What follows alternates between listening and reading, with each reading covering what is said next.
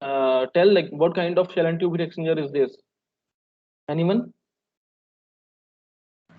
It is two tube pass heat exchanger. Two pass. 1 minute. हाँ, it is two pass. How it is two pass? There is only one partition plate I can see. No. See, when you see the tube side, the tube is going this side, then there is a turn around it here, and that is coming from this side. So there is two tube passes and only one shell pass. So shell pass like shell fluid is going to this side and coming out from this side. So it is one to shell and tube heat exchanger. Yes, sir. I said that only I two believe tube pass heat exchanger. I just intervene here. I Yes, sir. think the student, what's his name, Sneh. I think he more or less meant the same thing. That Okay. it's one shell pass and two tube passes. That's what he meant, right, Sneh? Okay. Yes, sir. Okay. So I mean, I guess both of you are saying the same thing, but there was some miscommunication. Please go Okay. ahead. Okay. Okay. So one more question is that how will you decide like which fluid goes to which side? So you have two flow sides, like one is shell side and one is tube side. So how will you decide like which fluid goes to which side? Hello? That depends actually, like which type of fluid it is. Like if Okay. it is a fouling fluid, then we could take it on tube side. Exactly. Good, good. So that's I want to say uh if you have one fluid which is very corrosive, so we are not going to flow that fluid along the shell side because it will damage the tube bundle also and as well as the shell side also. So we will take that into tube side. So it will only damage one part of the exchanger. So if you have a very viscous fluid, then we will choose a different scenario in that case. Okay. So in the second, you can see the double pivot exchanger. It is a more simpler design. It's basically a tube in tube type design. So, so one fluid will flow to the annular space, which you can see in the image, and another fluid will flow in the tube, inner tube. Okay. And the third type is the fin type heat exchanger. You mostly see this type of heat exchanger in your desktop or in your air conditioner or in your refrigerator. Okay, so the one fluid will flow to the tube which is connected to the fins, and another will float along to these fins. And there is another heat exchanger which is called a storage type heat exchanger. Those flow in heat exchanger will flow intermittently. Like when hot fluid will come and flows to then in the center there is a matrix type of structure. So like a honeycomb structure. So one fluid will flows to the this section and come out to the other side and transfer the heat to that matrix. So that matrix will store that heat in its structure. And as the hot fluid stop flowing from that section, then cold fluid will flow from this side and exchange the heat from the material and will come out from this side. So in this type of exchanger, the fluid will flows intermittently. They are not flowing simultaneously. Okay. So mostly for gases or in steel industries like furnace gases and these places, these kind of heat exchangers are used.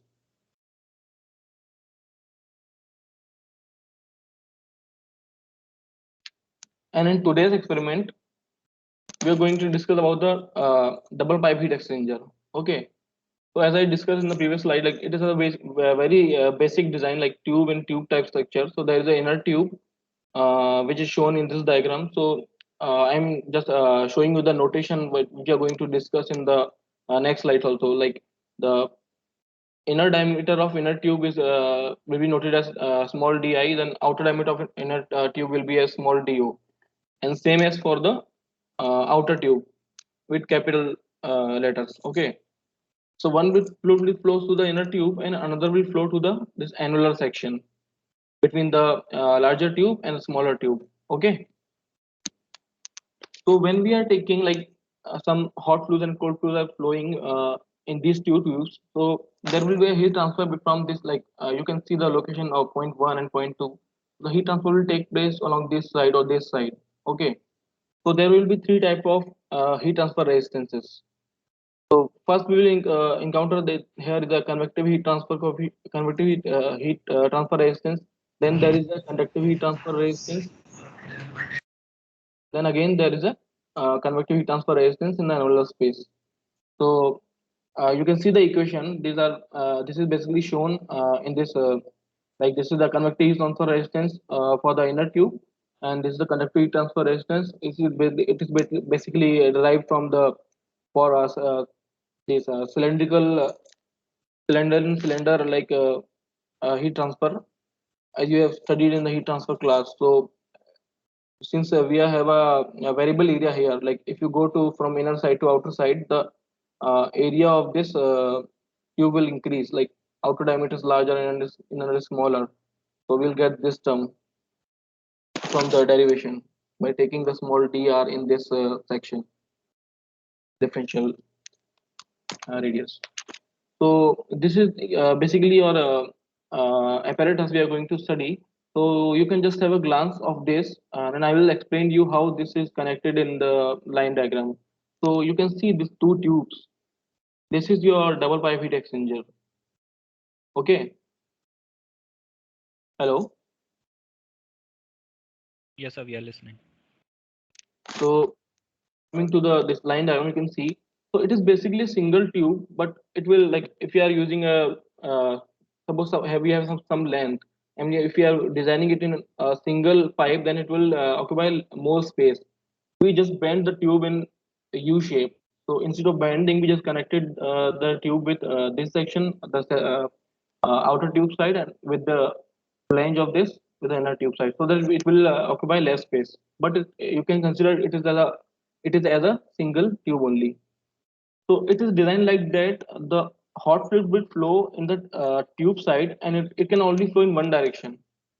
Okay, and we have an option to in the for now, I will call the outer tube as a shell side for better convenience. Okay, so the cold fluid will flow in the cell side, and it can flow in either direction. It can flow from top to bottom or bottom to top, so that we can experiment the counter flow and parallel flow patterns.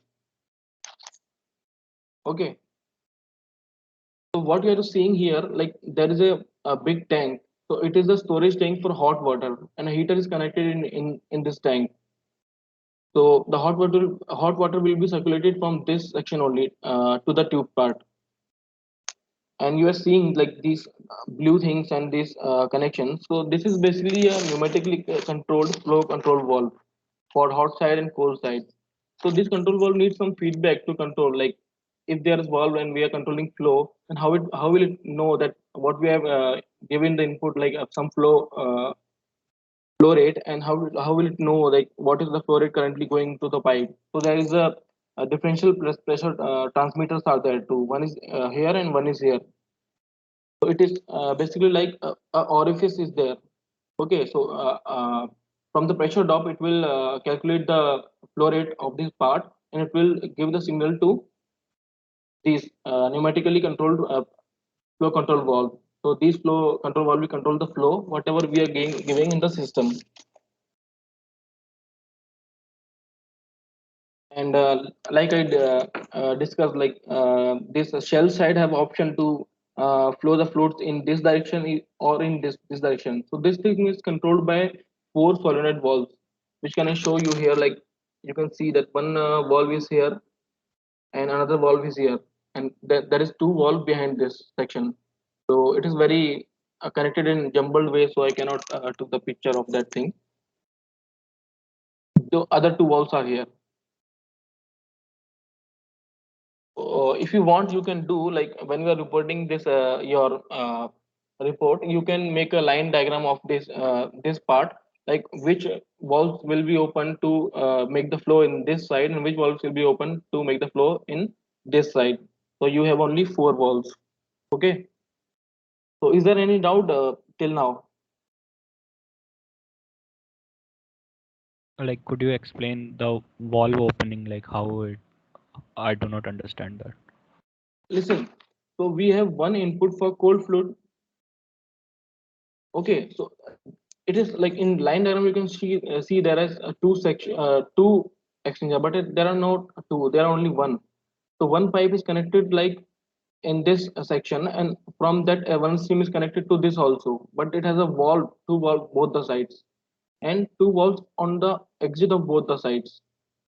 So when like directly from seeing this image you cannot understand. So you can basically, it's a very simple thing when you for example, uh, when for example there is stream pipe connected to this section, so when the this valve is off and the fluid will flow to this side, and the exit valve of this section will on, so fluid will continue to flow in this direction, okay, from bottom to top.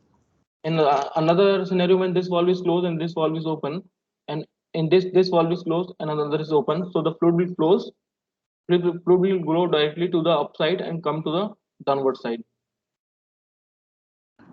Narendra, if I can add something here, I Yes, think it would be easier for everyone to understand if you tell us what are the locations of the four valves. Are they at TCI, one at TCI, one at TCO, one at THI, and one at THO?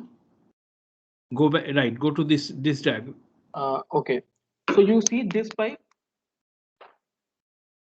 Or rather, if you can say what is the purpose of each of these valves?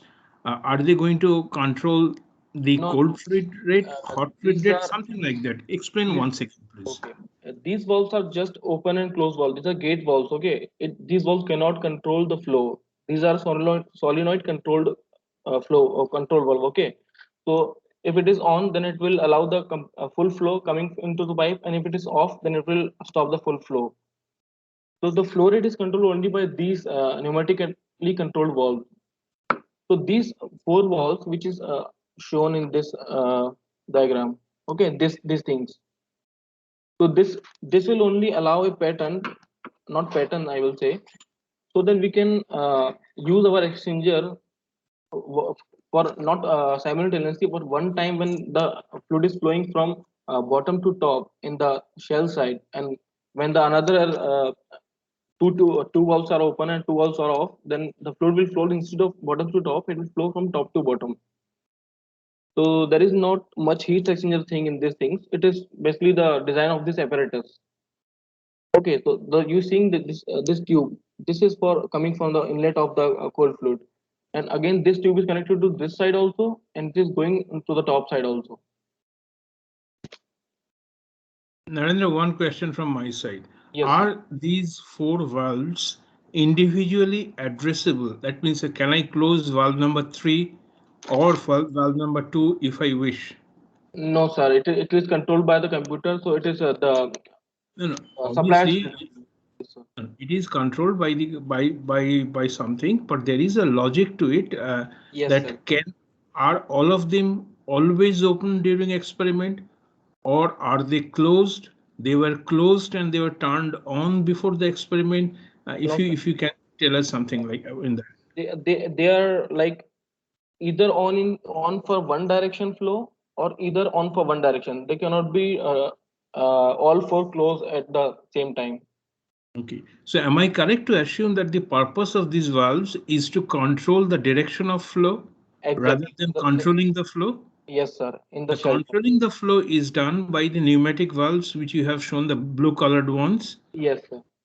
So the purpose of the solenoid valve is simply acting as a one-way valve, allowing the liquid to move in one specific direction, thereby creating the flow inside either the tube or the shell, as you have called it, in a specific direction, so as to make them parallel flow or counter flow in two different operations. Yes, sir. Am I But only correct? for shell side. Like tube side is Okay. only designed for one All right. direction flow. Doesn't matter, but the purpose of the valve is then solenoid valve is to it's just acting as a one-way switch. Yes, sir. Yes. Okay, all right. Thank you. Go ahead.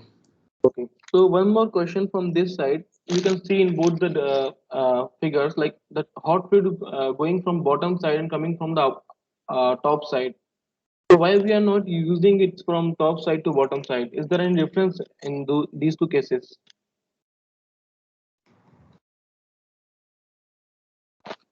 Anyone? Like if the assembly is kept vertical in a vertical plane. So like we know that the density of hotter fluid is less, so it will be easier to in the bend section of the pipe, it will be easier that the fluid will go up. Uh, Maybe partly connect, but the primary reason for this thing is, suppose you have a hot fluid flowing to the tube section and you have a lower flow rate, not very high flow rate. Okay, so if you are flowing from top to bottom, so what, it is possible that the water will flow will not completely fill the tube and flow in the half, filling half of the tube and coming to the bottom of the tube. So it is possible that the upper wall of the tube will not be in contact with the water. So that's why we are using, yeah, that's why we are putting inside from the bottom side, so that when we are flowing the fluid in the tube section, all the time the tube will be completely filled with water. Okay, this is the Is primary it reason for this. clear to everyone, or Anyone? if it is clear, then I think Narendra, you can go ahead. Okay. So this is our main objective of this experiment. So you have to find out the temperature distribution in the parallel flow and counter flow. I will show that in the next slide. And you have to find out the heat transfer rate in the two runs, like in parallel flow and the counter flow. And we have to calculate the heat transfer coefficient in both the type flows. And you need to also calculate the effectiveness of the heat exchanger. So this is the basically specification given, like in inner diameter of inner tube and outer diameter and the length of the each section. You will need this for calculation. So we are using material. The pipe is made from a GI material. What is this GI?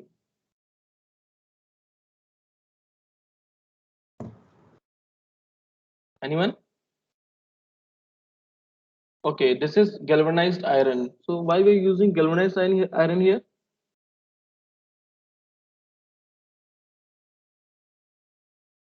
Does anybody know what is galvanized iron? No, sir. So it is basically iron is galvanized, so it is coated with zinc metal. Okay, so it will restrict the iron from rusting with time. Okay, Yes, sir. that's why we're using this material. So this is the experimental procedure. So in starting time, we will ensure that all the switches are open. Like I will show you one more thing here. So here we have this bypass valves and control valve. Why we are needing bypass valves? For example, hot fluid is coming from this tank and going to the tube section, and from the computer we have given some flow rate, okay, some X flow rate, and the pump is delivering Y flow rate which is more than X. Then what happened with the remaining fluid? Because if we are restricting flow, the pressure will increase on the pump side. So we have a bypass line, so the remaining fluid will go to the bypass valve and go to the storage in this hot water tank storage. Okay, that's why we are using bypass valve for the cold flow as well as for the hot flow. Okay, now coming to the this procedure. So we will close all the valve. Valve means these bypass valves on these valves, and we'll fill the hot water tank first and set the temperature using the software of the tank. And we will open the bypass valve for hot water and turn on the pump. So the hot water will continue to be circulated through the bypass valve, not going to the exchanger, and it will be circulated to the tank only. Okay, and then we open the circulation valve for cold water and adjust the flow rate by the control valve. Then as soon as the steady state for that hot water storage tank attained, we will adjust the flow rate for hot water tank also. So you can see that there is a range given for hot side and cold side also. So since cold side have a two directional flow, so to restrict that condition which I explained, like if we are flowing the fluid from bottom to top, so there is a chance that the tube will not be filled completely. That's why we are using cold water flow rate in a higher range as compared to the hot fluid range. Okay, in this you will get to understand that thing. So now after setting these flow rates of hot side and cold side, we will wait for the steady state to attain. Like when we are getting the set temperature, not set temperature, set the flow rates for the hot and cold fluid, and we see that when the inlet and outlet temperatures of cold and hot fluid are not changing, then we are going to note these temperatures of inlet and outlet temperature of cold fluid and hot fluid, as well as with the current flow rate for our calculation. So in this type, the experiment will be repeated for both the flows, counter current flows and the parallel flow at different flow rates within this range. Okay. And after completing the experiment, we will turn off the heater and drain the hot water tank. So in this format, you have to make your observation table. So observation data is given on the last slide in this uh, presentation. So you have to report the flow rate of each run with the inlet and outer temperature of hot side and inlet and outer temperature of cold side for both the flow patterns. So coming to the calculation part, so first we will calculate the heat transfer rate. So it is basically like if you are talking about the inside fluid, hot fluid is going through this. So there is a temperature change in that. So we have a flow rate, we have a specific heat. So we will can calculate the heat transfer rate from the hot water as well as from the cold water. It's like NCP delta T, what we have studied in your heat transfer class. Okay.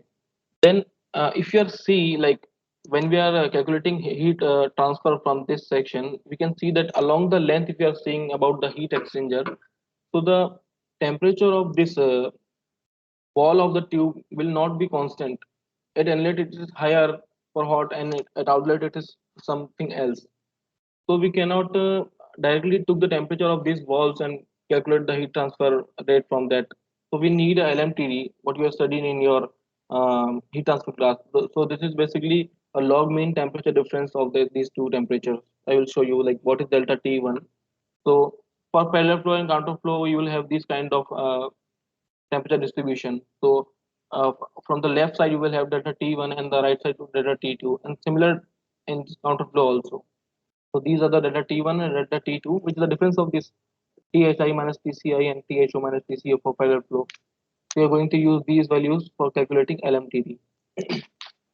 Okay, now this is the overall heat transfer coefficient for the one side only. Okay, when you want to calculate the overall heat transfer coefficient for the uh, one fluid, hot fluid only. So you are going to calculate from this, like it is normal Q equals to UA delta T. So we are using delta T LM because the temperature of the tube is not constant over the length. And if you're calculating UI for the like if you're calculating it as the coefficient for inner fluid, then we are going to use the inner surface area of the inner tube, that is pi dl. And when we are want to calculate the heat transfer coefficient for outer fluid, then we will need the outer surface or area of the inner tube. Okay, now coming to the next part, will need to calculate the effectiveness of the heat exchanger. So effectiveness of the heat exchanger is basically defined as the actual heat transfer divided by the maximum possible heat transfer. So what is the maximum possible heat transfer? For example, you can see that the maximum temperature of the heat exchanger which is coming in is the inlet temperature of hot fluid, and the lowest temperature is the inlet temperature of cold fluid. So the maximum possible heat transfer will be this Thi minus Tci. Okay, and how we will decide like what heat capacity will come here?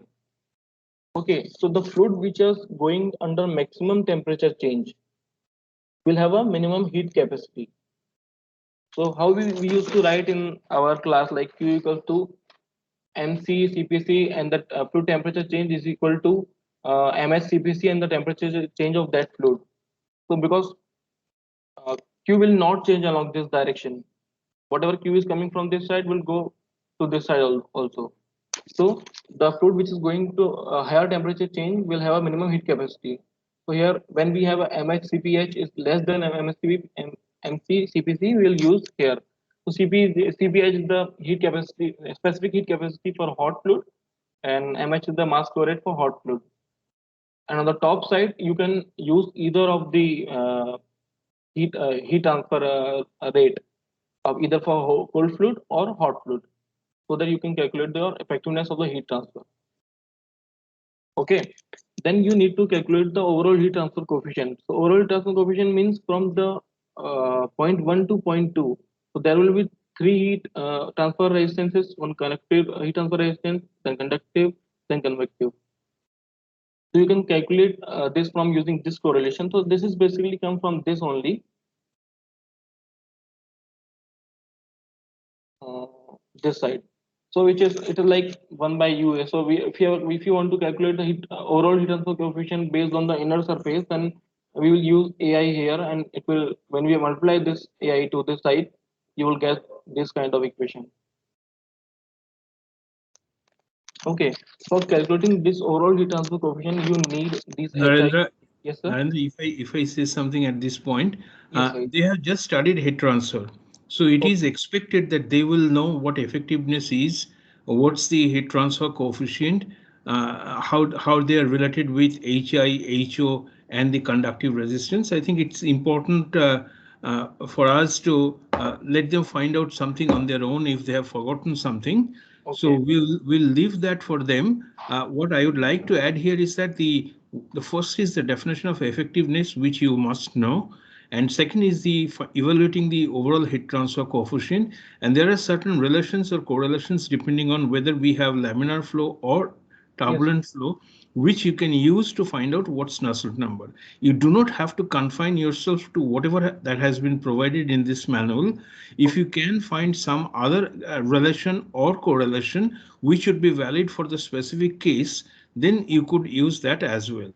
But the expressions that are provided here, both for the flow through the tube and flow through the annulus, are generally accepted correlations, but there can be other variations of this as well. So we do not want to give you that impression that this and only this is the correct approach Yes, or sir. the correct equation.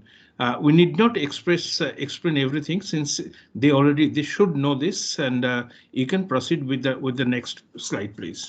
Okay, okay. So, sir, can I explain something about this Nusselt number and this DIDO? They Because they should know it. They should know it. If they do not know, they will ask. But do not spoon. We do not want to tell them everything. Let them figure out something on their own. okay, Okay. okay. Thank you. So basically, uh, when we are going to calculate your Reynolds number or Prandtl number, you will have some values, and you will identify what correlation you want to use. So since the ranges are already given for this your experiment, so these equations are given based on that only. So you can calculate your HI and HI from this equation, and you must have know which equation is this. I didn't mention the name, that's why. So you can calculate your HI from HI and HO from this side. So this is the observation already given in this PPT. You can use these values to calculate the all the values which are highlighted in this calculation part. So you will report all these values which are making this bold. Okay. So this is about the heat transfer heat exchanger experiment. So if you have any questions, you can ask about this apparatus or anything.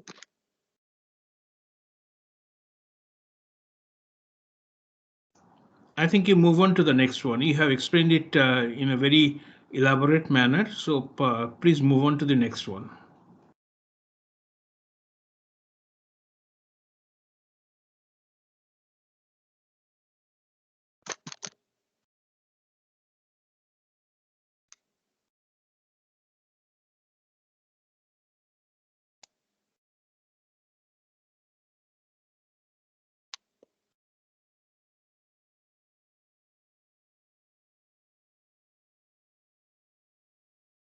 Narendra, you start your next presentation, please. Yes, sir. I was just expanding it. So Go ahead. can you see the PPT? Yes, go ahead. Yes, sir. So this is our second experiment. Basically, we are going to study the radiative heat transfer in the apparatus, and we are going to calculate our Stephen Boltzmann constant. So what is the Stephen Boltzmann's law basically says? So it says that the emissive power of the perfectly black body is directly proportional to the fourth power of its absolute temperature.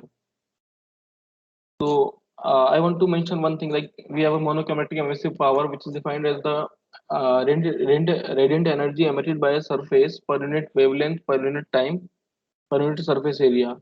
So when this energy is integrated over the entire spectra, we will have the total emissive power per unit area, and the total energy radiated from the surface is known as this total emissive power of that surface, which is written as Q in this Stephen Boltzmann constant law.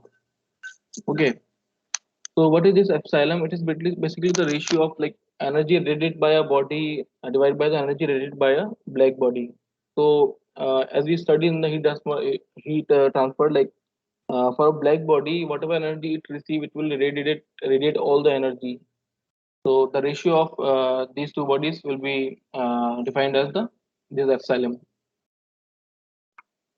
So coming to this part, from this equation you also studied the view factor of these things, but we are not using that here because we are calculating the heat energy radiated by this surface onto this surface. So you can see that this is a concave type surface.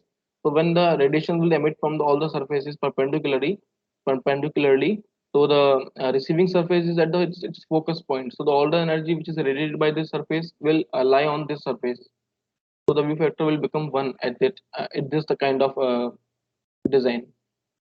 So this is your the apparatus basically we are going to use. So you can just have a glance of this, and I will explain how this is connected in a line diagram. So this section you are seeing white is the dome which contain the hemispherical dome inside it. So this is your line diagram. So basically, you can see that this brown color, there is a copper hemisphere is there inside, and there is a channel over it, which is covered by some other material. And we have a hot water tank here. So when water is there, we will heat the water to its boiling point, and with the water will flow in this channel, it will heat the this copper hemisphere. So as soon as the copper hemisphere will get heated, it will start radiating heat or radiation to this disk, which is placed at the its focus point. So as soon as the energy radiated from this surface is received by this surface, so the temperature of this will start to increase. So we will note the temperature of this disk with time. So basically, what happening? The energy radiated by this surface will become equal to the heat capacity of this disk, which is increasing with time because it is receiving energy from this surface. So when we are writing energy balance of this setup, we can write the energy radiated by this surface is equal to the mcb dt by dt of this disk, which is heat capacity of this disk. So I will show you that equation and how we are going to plot. So one more thing you should know, like we are in giving the inlet water from the bottom side and coming the water from the top side. So why we are using this scenario? Can anybody answer?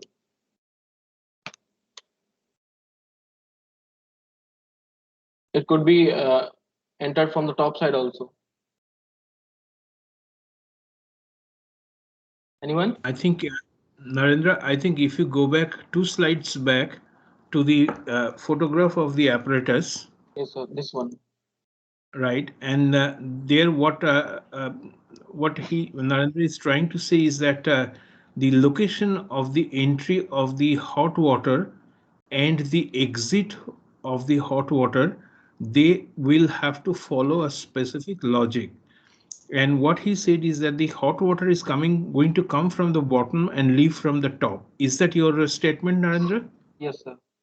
Okay. Can you show in this figure what is the location of hot water entry into this dome-shaped one and the point of exit?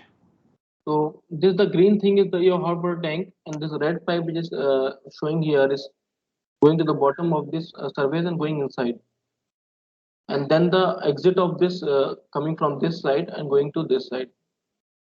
So once again, the one that you see in between the panel, the vertical panel wall, and where his red dot is located, that's essentially the inlet of the hot fluid. And what you see at the top of the dome, the one that comes out, is the outlet of the hot water. So his question was, why go through such a convoluted arrangement? Why not have the liquid come to the top, the hot liquid come to the top and leave from the bottom? So that's what his worry is all about.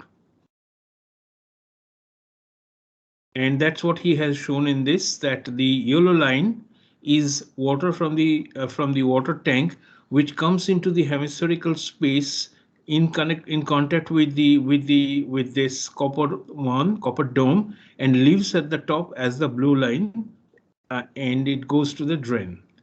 And there is obviously a bypass line that's also available, which is also going to the drain. So it is basically what I explained in the previous experiment also. If we will flow the water from top side, then there is a chance that water will leave some, because it's a hemisphere. It's look like arc here. So it will possible that some location water will won't flow from that location. It will drip directly into the drain, and some part will be exposed to water and some part will not. So that's why we are doing filling the water from bottom side, so that every part of this hemisphere will be in contact with the hot water, so that we can have a uniform temperature of this surface. Because if we have a non-uniform temperature of this surface, the energy radiated by the surface will be non-uniform, and we cannot conduct our experiment in that way. That's we are using this scenario.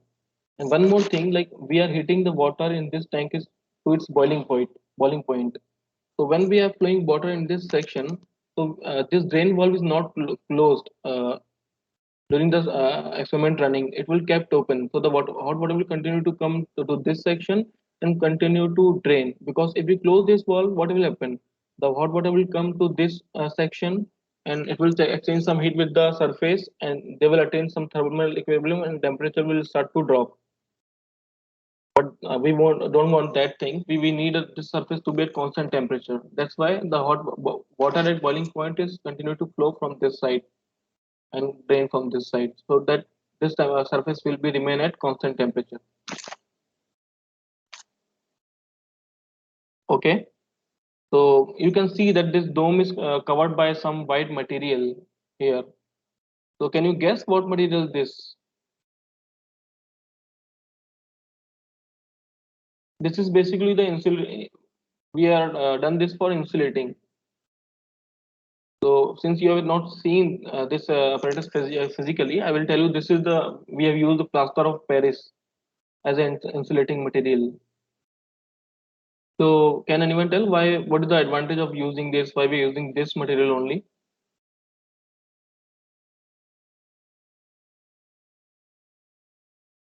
Okay, I will tell. Like when we apply this material and when it is settled down, it does not shrink.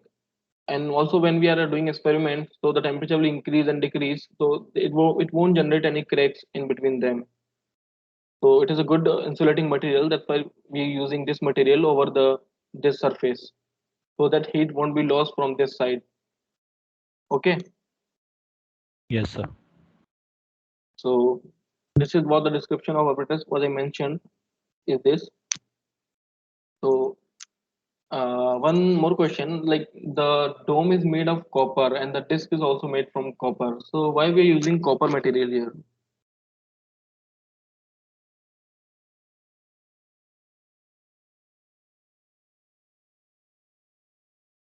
Any specific reason? We can use iron or anything, anything, any other material also. Steel also, aluminum. Like if copper attains like its radiative flux like at low temperatures, like You can compared to others, like if we you take can iron or say, steel. yes, you can say that, but how did that thing come? That thing come from its thermal conductivity. So among the metal, copper has the very high thermal conductivity. So when the hot water will flow, it will distribute the temperature to over its all the section. So it will attain the temperature uniformly all over its locations due to its high thermal conductivity. That's why we're using copper here. Okay. So this is the procedure. First, we will fill the hot water tank with the water, and we'll start the heater, and we will wait for it to attain its boiling point. So usually in theoretical we study the boiling point of water is 100 degrees Celsius, but the tank is open and there are other several factors also, and we have this impurities also. So the temperature usually when we do the experiments, it's go to 98 or 97 something like that. It won't go to the 100 degrees Celsius because the in parallel the water is vaporizing in steam also. That's why. So we will heat the water to its boiling point and allow the water to flow through the this section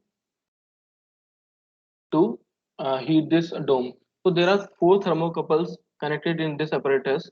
Two thermocouples at this location on this dome. So we are using two thermocouples because we can from this thermocouples we can identify whether the hemisphere is at equilibrium point or not, or in temperature it is distributed uniformly or not. And one thermocouple is connected to the this test disk. So we are going to note that this temperature for our observations, and one thermocouple is connected to the water tank. So you can see that this regulator section is here it is. So here we have one screen and the knob. If you are going to point the knob at 2, then it will show the temperature of second thermocouple. So in this way, we can check the temperature of all four thermocouples. So when we start the experiment, we start the flow of hot water. So the temperature of these two will be slightly different as just the starting of experiment. So after some time, the temperature of these two will become equal. So as soon as the temperature of these two thermocouple will become equal, we will start noting the temperature of this test disk. So one more thing to note down here: when we are start filling water, so it will attain some temperature. Uh, so when we are starting noting the temperature of this disk, before that also some radiation are coming to this side because even though equilibrium is not attained, then still this surface will radiate some energy to the disk and temperature will start to increase. But at that section we have to omit from our observations. We will start to know the temperature of the disk only when these two temperatures will become equal. So this is the specifications given for you for doing the calculation. I will show you this temperature thing in the your observation table. So this is like the T1 is the left side temperature of the sphere, T2 is the right side temperature of the sphere, and T4 is the hot water temperature of the this. It is written T3, but it's T4. T3 is the temperature of the disk, which is we are going to write here. Okay, before showing this, I will show you some your observation. You can see that the temperature of the hot water is here 100, but we are start noting the temperature of disk when this temperature of the sphere come nearly close to 70 and 70. Okay, so initially the disk was at room temperature, but room temperature is nearly 30 or something. But we are noting the temperature of disk from 40 because these temperatures did not come to the equilibrium. Okay, so coming to the calculation part, so this T average is the average temperature of the hemispherical surface, which is we received from the two thermocouples which is connected to the hemispherical dome. And TD is the temperature of disk at equal to 0. So T equal to 0 is basically the time when the hemisphere will reach at the uniform temperature. So as I discussed in the previous slide, that the rate of change of heat capacity of disk can be written as mCp dt by dt. So mass here is the mass of that test disk and Cp of the copper material, which is given in the specification. And the net energy radiated by the hemispherical surface can be written by this, as you already studied these things in your heat transfer class. So by doing energy balance, we will get this equation. And when we plot this temperature with time, we will have slope with this value. And we know all the values, this area of the disk, mass of the disk, and the uh, Cp, and these two temperatures also. So we can calculate the sigma, which is Stephen Boltzmann constant from this slope. So you have to plot this curve from the observation data which is given in this experiment. So we have to note the temperature at every 10 seconds while doing the experiment. So this is the thing. If you have any doubt about how the experiment is conducted and anything in the calculation, you can ask.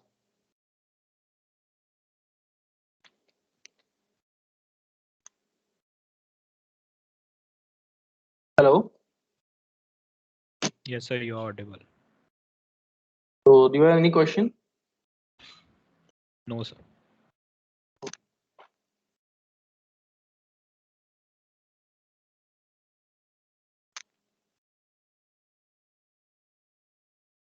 So, sir, can I close this PPT?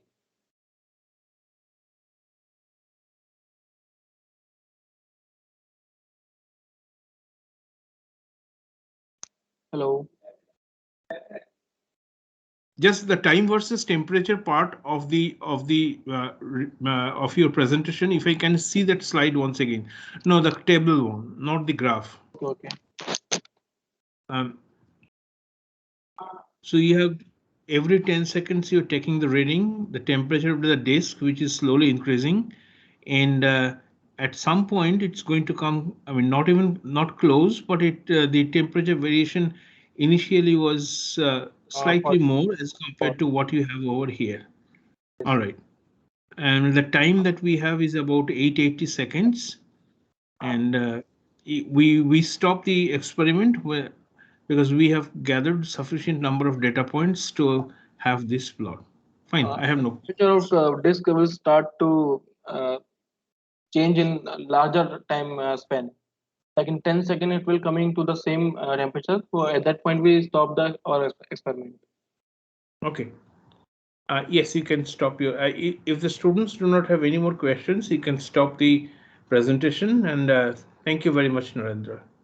So I would now request the next student to present the last experiment of the series. Shomava, please.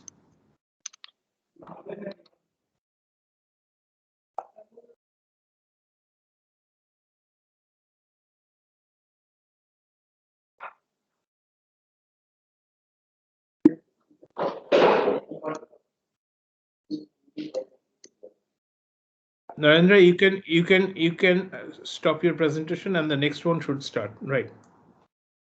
Yes, sir. I think I stopped.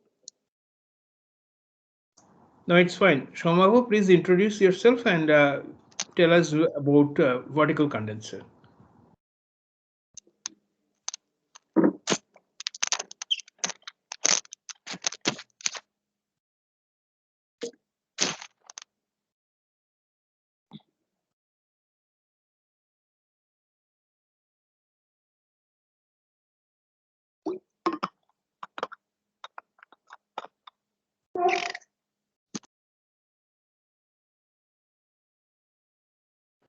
It's not audible. Hello? Shomava, you have to switch on your microphone. Is the slide visible? Yeah, now you're audible, sir. My name is Somos Sarkar and I am currently in the second year in the Department of Chemical Engineering at IIT Kharagpur. And today's last experiment is the studies on heat transfer in vertical condenser. So what is a condenser?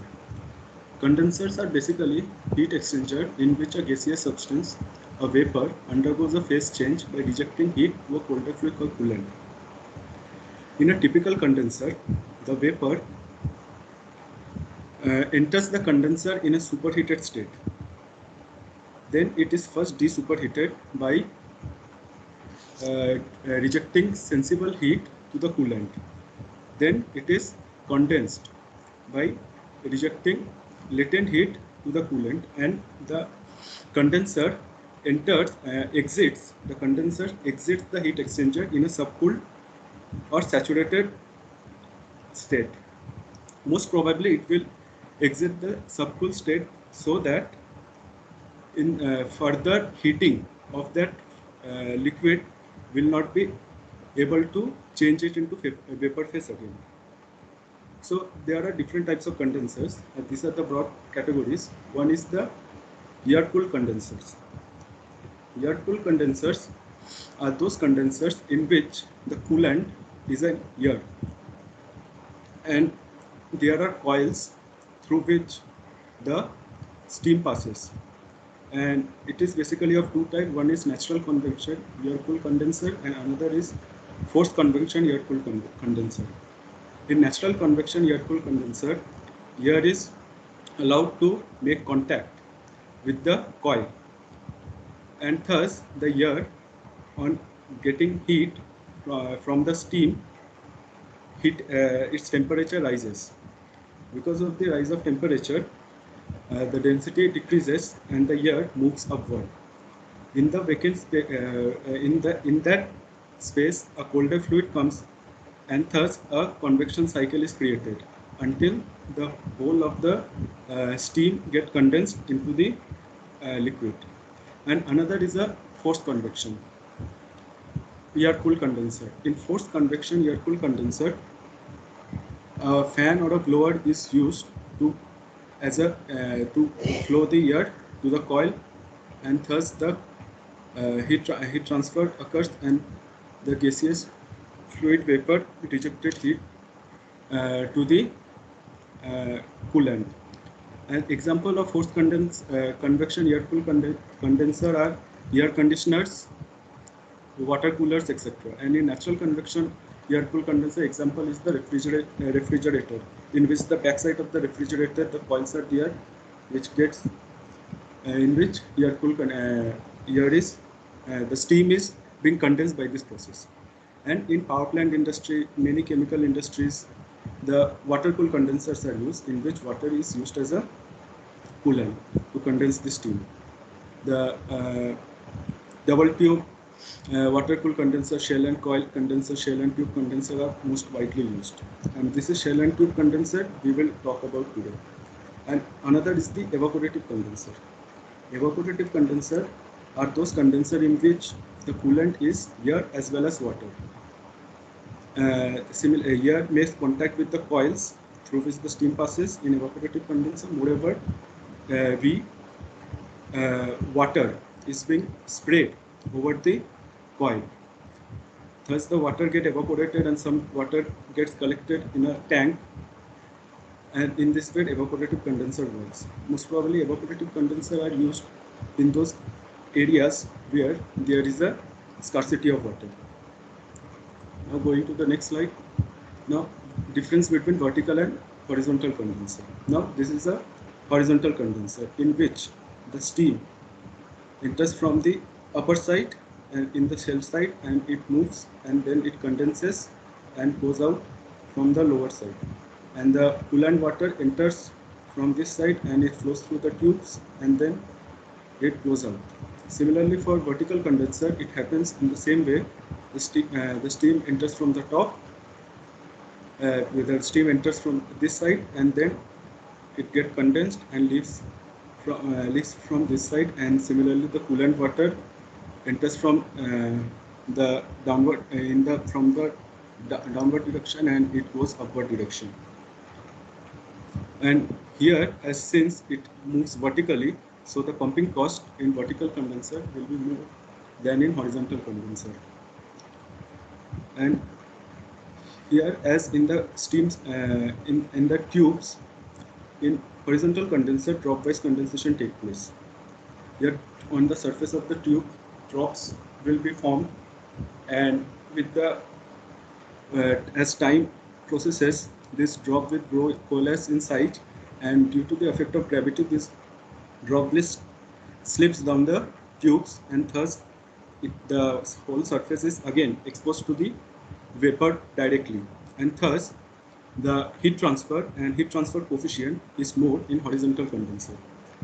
And in vertical condenser, a film will be formed, as due to gravity the drop will converted into film, and with the time the film will increase in thickness. So here a resistance is there to the direct flow of heat from the cell side to the film, and then it reaches the tubes. So here the heat transfer coefficient will be less. But still, vertical condensers are used in such industries where heat transfer is not that much required, in which the material that is being used are very much heat sensitive. Like in food industries, in pharmaceutical industries, we can use vertical condenser. And vertical condenser also require very less space to be installed on. Let's go to the next slide. It is the temperature profile of the condenser. Ignoring the pressure drop and the subcooling and superheating. It is for the condensing state, in which saturated vapor is being compressed into saturated liquid. This is the temperature. This is the temperature of the vapor, and this is the temperature of the coolant, which is increasing. And delta T1, LMTD is given as delta T1 minus delta T2, while ln delta T1 minus delta T2. So this is delta T1, that is the temperature of the steam minus the inlet temperature of the coolant.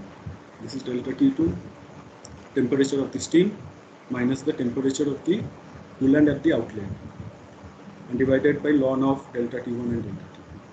Since the T3 is used, that is the desaturation of both sides used, it will get eliminated and the formula will reduce to this, the temperature profile. Now we come to Wilson plot. Wilson plot is a plot which is used to determine the film heat transfer coefficient. In Wilson plot, we will use two variables. One is the velocity of the coolant fluid, and another is the overall heat transfer coefficient. From those two variables, we will plot a straight line because the equation will come out like this. We will see later. And from there, we can calculate the film heat transfer coefficient. In case HI, we can also calculate HO. So the overall heat transfer coefficient relation is like this: 1 by U equal to 1 by HI plus HW by K plus 1 by HO plus RT. We have to also take some assumptions. One is that in vertical condenser, the fouling as compared to the horizontal condenser is less. So we can take the fouling resistance and constant, as dirt factor will be minimum in this case. So for turbulent flow, the fouling resistance is constant, and the value of HO is independent of the velocity of the water. So we can take this value as constant. And we can also take the thickness of the pipe as constant. So these three values becomes constant, so the relation is reduced to 1 by U equal to 1 by HI plus some constant C, as you can see here. Now for turbulent flow, we use a correlation Peters-Boelter equation, in which it is given as Nusselt number equal to 0.023 into Reynolds number to the power 0.8 and Prandtl number to the power n, where n can be 0.4 if the Boelter fluid is getting heated, and n can be 0.3 if the fluid is cooled. So by using this relation, we can get Nusselt number is directly proportional to Reynolds number. We know that Reynolds number is equal to rho u d by mu. From here we can get the equation as the value of H, heat transfer coefficient, is directly proportional to velocity, because the value here, that is d, the mu, rho, and the heat transfer and the thermal conductivity will be constant. So we get this relation: Hi is directly proportional to u to the power of 0.8. So by writing it in this form, where A is the constant of proportionality, we get this equation, and we put this equation in the above equation. We get the equation of this form, which is similar to a straight line equation. So we can plot the velocity to the 1 by velocity to the power 0.8 versus 1 by u. If we plot this from the slope, we get the value of A. So AU to the power 0.8 equal to HI. From here we can get the value of water side heat transfer coefficient. Similarly, if we take constant, if the dirt factor is negligible, is not there, we can also find the value of 1 HO by this equation. We know the value of XW, we know the value of K. If this factor is not there, then we can also find the value of HO from this Wilson plot. So that is the significance of Wilson plot. let's go to this experiment. Now the aim of the experiment is overall heat transfer coefficient finding and steam side coefficient, water side coefficient, and Rock-Wilson clause that we have already discussed. How we can do that. This is the vertical condenser setup. The apparatus here is, this is the vertical condenser. This is the steam generator. This is the display panel. This is the rotameter. There are pumps. There are different valves that are present here. So let's discuss what's in the display panel. Display panel, this is for temperature, where you can use this knob. There are 4 temperatures: steam input temperature, steam inlet temperature, steam outlet temperature, then coolant inlet and coolant outlet temperature. And these are for 2 heaters that is present in the steam generator. The coils are there, and we will use this to start on the heaters, and this is for the supply mains, and this is the for the pump, to start the pump. Now the procedure of this experiment is like this. We will first fill up the steam generator with water up to a level 3/4, so that there will be some space in the upper part of the steam generator for vapor to form, and there will be water will be completely submerged, so that a coil will only be used to heat the water. Okay, and then we will close all the valves. First we will fill it with 3/4 of the water, then we will close all the valves, then we will start the supply mains, we will start the heaters, then the bubbles, then it will start boiling. When that happens, we will slowly turn on the valves, maintaining a desired fixed pressure so that uniform flow of steam will take place. Okay, then steam will start to flow from this pipe to the upper side of the shell. Then we will start the pump. From the pump, the water will start to flow from downward to upward direction. Then with the change of the valve, we can fix we can make a fixed flow rate of the coolant water, which will be at a particular flow rate, and we will fix it at a particular flow rate, and the water will enter from the downside. And then we will open the condensate valves, so that the when the condensate comes, it will start to flow. And this is the sump tank, and there is another tank for the collection of the condensate water. And during this operation started, when steady state is reached, that is when the temperature will not start to change, then we will note that 4 temperature: inlet temperature of the steam, outlet temperature of the steam, inlet temperature of coolant, outlet temperature of coolant. We are fixing this steam at a fixed rate, steam pressure at a fixed rate, so we can measure the steam pressure. Then we are fixing the flow rate also, so we can also measure the flow rate of the coolant water.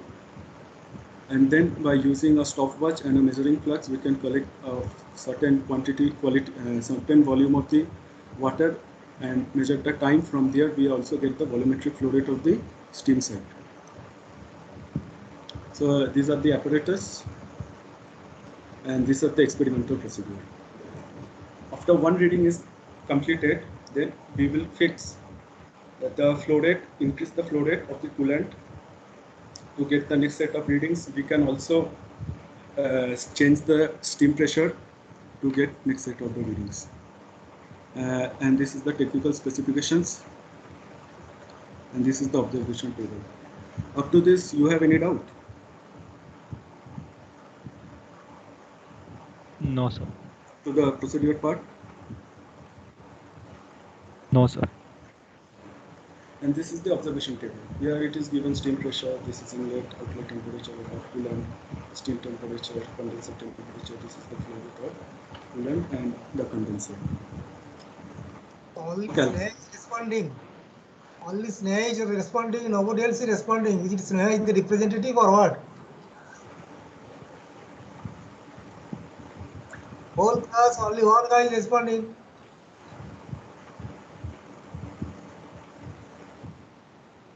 let's go to the calculation part. The calculation is pretty simple. First, we will want to know the overall heat transfer coefficient. For that, we need the amount of heat transfer rate that we get from the steam side, that is QW, small QW, and then dividing it by area and LMTD, we get the overall heat transfer coefficient. So let's calculate. First is the water quantity. This is the flow rate of the cooling water. On multiplying, we get the multiplying with density, we get the mass flow rate of water. Then by using a simple calorimetric equation, mass flow rate water, this is the Cp of water, this is the temperature, inlet temperature and outlet temperature. From there, we get the heat transfer to the water. And this is what we need to calculate the overall heat transfer coefficient. And that heat given out by the system is simple. This is the volumetric flow rate. On multiplying with density, we get the mass flow rate of condensate. On multiplying with the latent heat of vaporization, we get the heat given out by the steam. And this latent heat of vaporization should be at T3 degrees Celsius. And this temperature, and this we will get from the net. There are tables available. At this temperature, we will get the water density as well as latent heat of vaporization. We can calculate Qs.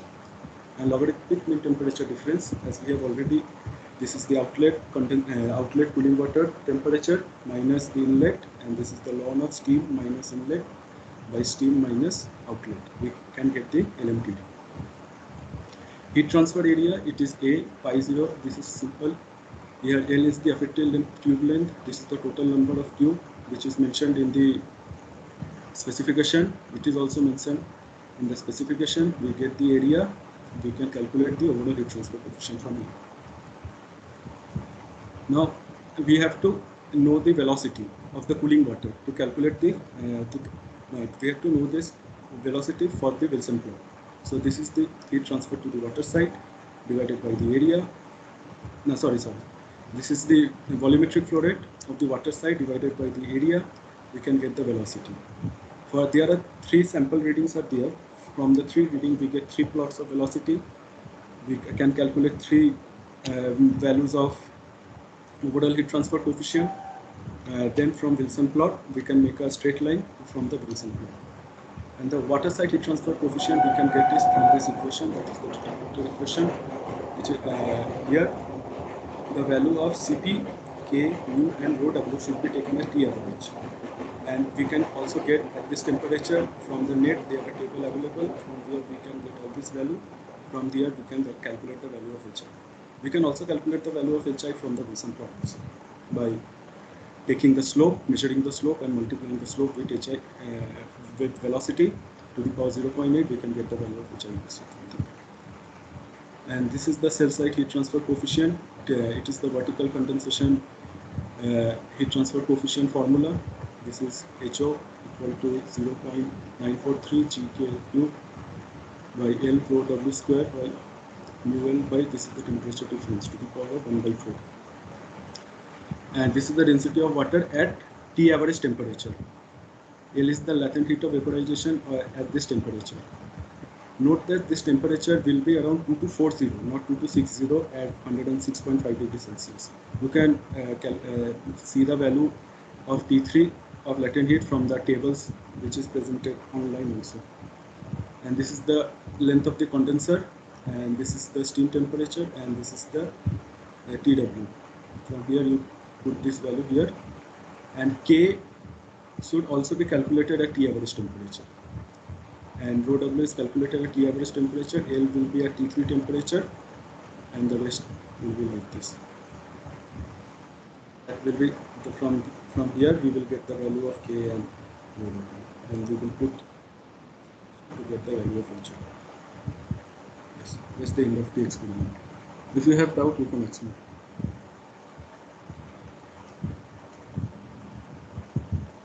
Sir, like I did not understand what you told about T3.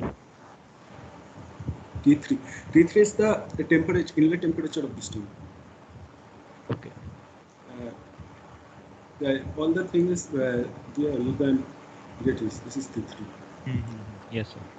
By measuring the steam pressure at a constant, at a fixed rate, the steam will generate, it will have a fixed temperature value, and that is the temperature value after steady state when we are measuring it. Yes, sir.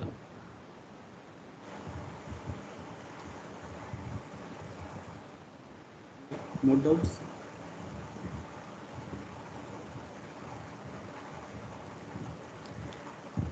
Hello? Yes, sir. Yes.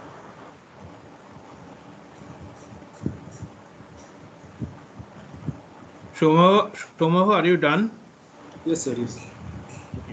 So is there any question from the student side? So the major goal of this is to provide some sort of relation to an operator who can find out what's the heat transfer coefficient or different values of the heat transfer coefficient as a function of the flow rate, and it's a compact, nice experiment to show how the coefficient changes with flow rate and so on. So if you do not have any other queries, I would I thank Shomahu once again, Shomahu and Narendra, and I'm requesting Professor Pradhan to say something about the submission of the reports and so on. So Professor Pradhan, please. Yeah, we actually announced in the last class only about the submission. So last date is next Monday, that is 11th maybe midnight, the deadline. So please submit before that and then go on vacation, right? Yes, sir. Yeah. All right. Yeah. Yes, yeah. All the 6 experiments can be submitted in one file, no problem. Okay, sir. So thank you for this unusual class. We didn't have any other choice but to discuss with you about the different features of the experiments that you are supposed to do, and provide you with some of the data. And I hope it gives you just a flavor, nothing more, just a flavor of what a lab could be. And probably in your next semester we could do. All of us could be in a better position to have more interaction, offline interaction, and let's hope for that. So thank you once again for your time. Bye for now. Thank you, sir. Thank you all. Thank you, sir.